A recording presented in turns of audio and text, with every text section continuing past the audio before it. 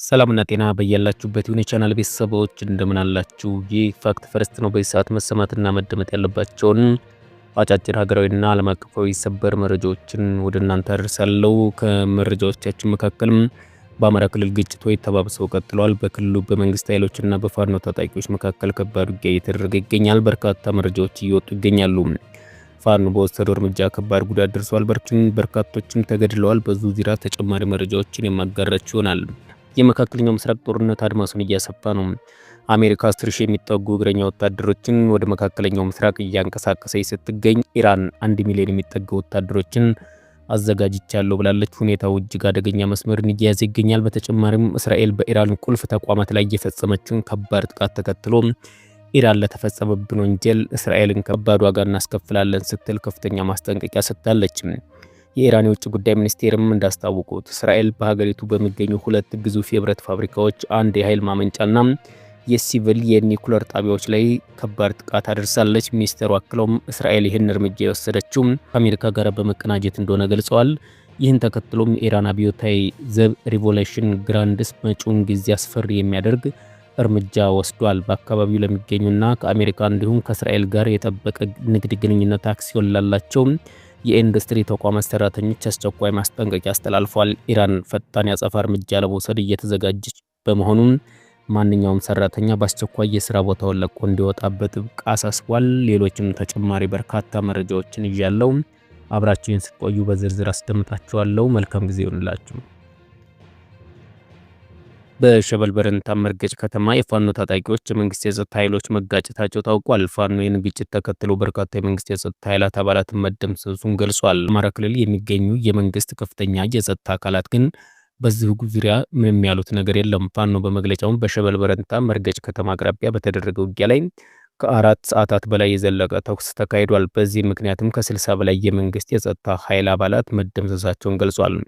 ፋኖ በመግለጫውም የተገደሉት የመንግስት የጸጥታ ኃይል አባላት መካከልም 64ኛ ክፍለ ጦር ልዩ ኮማንዶ የሸበል በረንታ ወረዳ ሚሊሻ አዛዥ አስፈር አለቃ ባዩ ገዛኸኝ፣ የፖሊስ ብሬን ተኳሽ አሸናፊ፣ የፖሊስ ምሪት ሰጪ ጀማል፣ የፖሊስ አመራር እስማኤል፣ የፖሊስ መርጃና ደህንነት ኃላፊ ሞላም እና የፖሊስ ዘመቻ መምሪያ ሰይድ እንደሚገኙበት ገልጿል። ፋኖ በመግለጫው የጸጥታ ኃይል አባላት ባንዳዎችና ካድሬዎች በማለት ፈርጇቸዋል። በአማራ ክልል በሚገኙ የመንግስት የጸጥታ አካላት ላይ በዚህ ውጊያ ዙሪያ ምንም ያሉት ነገር የለም። የመንግስት ሚዲያዎችም በበኩላቸው በዚህ ውጊያ ምንም አይነት ዘገባ አላቀረቡም። ሆኖም በዚህ ውጊያ ላይ የተገደሉት የመንግስት የጸጥታ ኃይል አባላት ቁጥርና ስም በተመለከተ ከመንግስት ወገን የተረጋገጠ መረጃ የለም። ይህ ውጊያ በአማራ ክልል ውስጥም በመንግስትና በፋኖ ታጣቂዎች መካከል ያለው ግጭት ተጠናክሮ መቀጠሉን ያሳያል። ግጭቱ በክልሉ የሰብአዊ ቀውስ እንዲባባስ እያደረገ ነው። ይህ በእንዲህ እንዳለ ከአዘዞ መቀንጠያ ወደ ዳባ ማርያም ስንቅና ትጥቅ ጭኖ ሲንቀሳቀስ በነበረ መከላከያ ሰራዊትና በአድማ በተናና ሚሊሻ ጥምር ኃይል ላይ በተሰነዘረ ድንገተኛ ጥቃት ከፍተኛ ሰብአዊ ቁሳዊ ጉዳት መድረሱ ታውቋል። በዚህ ደፈጣ ጥቃትም ቁጥራቸው በውል ያልታወቀ በርካታ የጥምር ኃይል አባላት የተገደሉ ሲሆን ከፍተኛ የወረዳ አመራሮችን ጨምሮ በርካታ ወታደሮች ክፉኛ ቆስለው በሞትና በህይወት መካከል እንደሚገኙ ተገልጿል። በተመሳሳይ መረጃም ከደሴ በስተምዕራብ በሚገኙ ወረዳዎች ላይ የዘፈቀደ የከባድ መሳሪያ ድብደባን በመፈጸሙ ንጹሃን መገደላቸውና ሀብት ንብረታቸው መውደሙ ተነግሯል። ከደሴ ላኮ መልዝ በስተምዕራብ አቅጣጫ በሚገኝ ማለትም ከመካነ ሰላም ዙሪያ ገጠር ወረዳ፣ በመሃል ሳይንት ወረዳ፣ በወረኤል ወረዳና በአማራ ሳይንት ካለፉት 2 እና 3 ቀናት በፊት ጀምሮ እየተፈጸመ በሚገኘው የዘፈቀደ ከባድ መሳሪያ ድብደባ የንጹሃኖች ህይወት ማለፉን የበረም ሚዲያ መረጃዎች አመልክተዋል። ከመጋቢት 15 2018 ዓ.ም በአራቱ ወረዳዎች የዘፈቀደ የከባድ መሳሪያ ድብደባ በመፈጸም ነው ሰላማዊ ሰዎች ህይወት እንዲያልፍና ለከባድ አካል ጉዳት የተዳረጉት። እንዲሁም በሀብት ንብረት ላይም ከፍተኛ ጉዳት ደርሷል። ወደ ቀጣዩ መረጃችን ስናልፍ ተጽዕኖ ፈጣሪዎችን በመጠቀም ከ600 ሚሊዮን ብር በላይ በማታለል የሰበሰበው የፊንቴክ ኢንቨስትመንት ስራ አስኪያጅ ክስ ተመሰረተበትም። በኤሌክትሪክ ተሽከርካሪዎች ሽያጭን፣ ዘመናዊ ታክሲዎችን በዱቤ እናቀርባለን በሚሉ አማላይ ማስታወቂያዎች ከ600 ሚሊዮን ብር በላይ ከዜጎች የሰበሰበው የፊንቴክ ኢንቨስትመንት ስራ አስኪያጅ ዳንኤል ዮሐንስ ክስ ተመስርቶበታል። ተከሳሹ በ1996 ዓ.ም የወጣውን የወንጀል ህግ እና የኮምፒውተር አዋጅ ወንጀልን በመተላለፍ የኮምፒውተርና ማህበራዊ ሚዲያ በመጠቀም አሳሳች መረጃዎችን በማስተራጨት ተበዳዮችን በማታለል ወንጀል ተጠርጥሮም የፌዴራል አቃቢ ህግ 19 ተደራራቢ ክሶችን መስርቶበታል። አቃቢ ህግ ለፌዴራል ከፍተኛ ፍርድ ቤት ልደታ ምድብ ችሎት ሁለተኛ ልዩ ወንጀል ችሎት ባቀረበው የክስ ዝርዝር መሰረት ተከሳሹ በ2013 ዓ.ም ሄሎ ታክሲና ሄሎ መኪና የተባሉ ድርጅቶችን ካቋቋመ በኋላ የትራንስፖርት ችግሮችን ለመፍታት ዘመናዊ መኪኖችን በዱቤ እናቀርባለን በሚል የሐሰት መረጃ አሰራጭቷል። በዚህም ከ5000 በላይ ግለሰቦችን ለመመዝገቢያና ለቅድመ ክፍያ እስከ 247500 ብር እንዲከፍሉ ካደረገ በኋላ የመኪኖችን የሞተርና የሻንሲ ቁጥር በማሳየት ውል አሳስሮ ድርጅቱን ዘግቶ መሰወሩ በክሱ መግለጹን ኤፍኤምሲ ዘግቧል። በተጨማሪም ተከሳሹ ቀደም ሲል በዓለም ዋንጫ ስም በማጭበርበር ፈጽሞ በኢንተርፖል ከተያዘም ግርማይ ገብረ ሚካኤል አስካል ከተባለ ግብረ አበሩ ጋር በመሆን ፊንቴክ ኢንቨስትመንት የተባለ ድርጅት በ7 ሚሊዮን ብር ካፒታል በ2016 ዓ.ም አቋቁሟል። ድርጅቱ ቻይናዊ BYD ኤሌክትሪክ መኪኖችን በዱቤ እንደሚያቀርብ በማስመሰል ታዋቂ አርቲስቶችን፣ ቲክቶከሮችና ተጽዕኖ ፈጣሪዎችን በመጠቀም መጠነ ሰፊ ማስታወቂያዎችን አስነግሯል። በስካይላይት ሆቴል በመስቀል አደባባይ መኪናዎችን እንዳስረከቡ የሚያሳይ ምስሎችን በማሰራጨትም ህብረተሰቡ እምነት እንዲጥልባቸው ማድረጋቸውን ዘገባው አመልክቷል።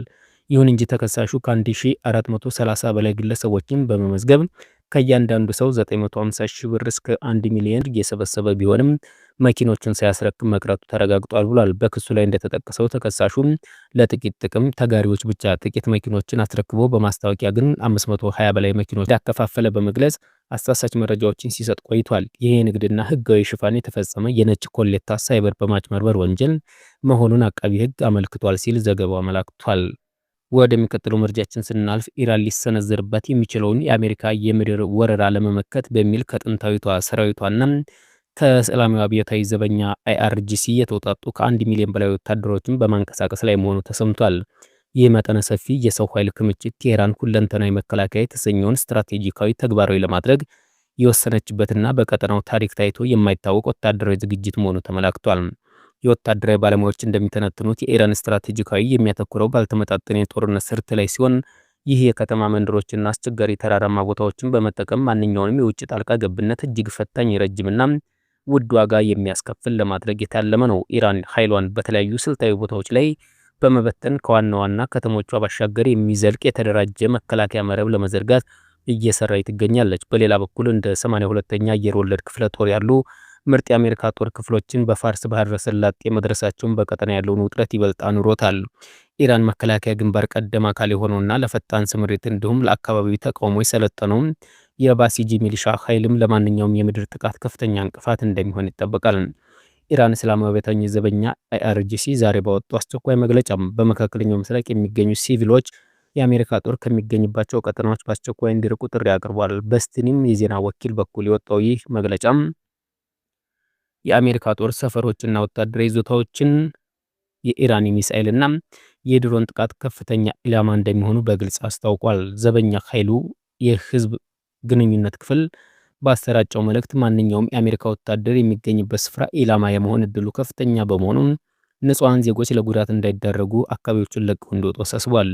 ይህ እርምጃ የተወሰደው በኢራንና እስራኤል እንዲሁም በአሜሪካ መካከል ያለው ወታደራዊ ግጭት ወደ ከፍተኛ ደረጃ በተሸጋገረበት ወቅት ነው። ኢራን ቀደም ሲል በወሰደችው አጸፋ እርምጃም በኩዌት፣ በሳውዲ አረቢያና በባህሬን የሚገኙ የአሜሪካ ወታደራዊና ሎጂስቲክ ማዕከላት ላይ ጥቃት መፈጸሟን ገልጻለች። በተጨማሪም የሆርሙዝ ወሽመጥን ሙሉ በሙሉ በመዝጋት ማንኛውም የአሜሪካ ወይም የእስራኤል አጋር የሆኑ ንግድ መርከቦች እንዳያልፉ ክልከላ ጥላለች።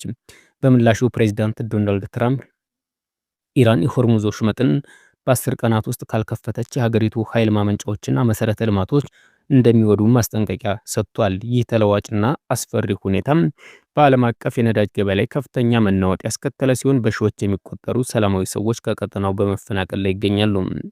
ይህ በእንዲህ እንዳለ የተባበሩት አረብ ኤሚሬቶች ሆርሙዝ ወሽመጥን በኃይል ለመክፈት የሚያስችል ዓለም አቀፍ የባህር ኃይል ጥምረት እንዲመሰረት ከፍተኛ ግፊት እያደረገች መሆኑን ፋይናንሻል ታይምስ ዘግቧል።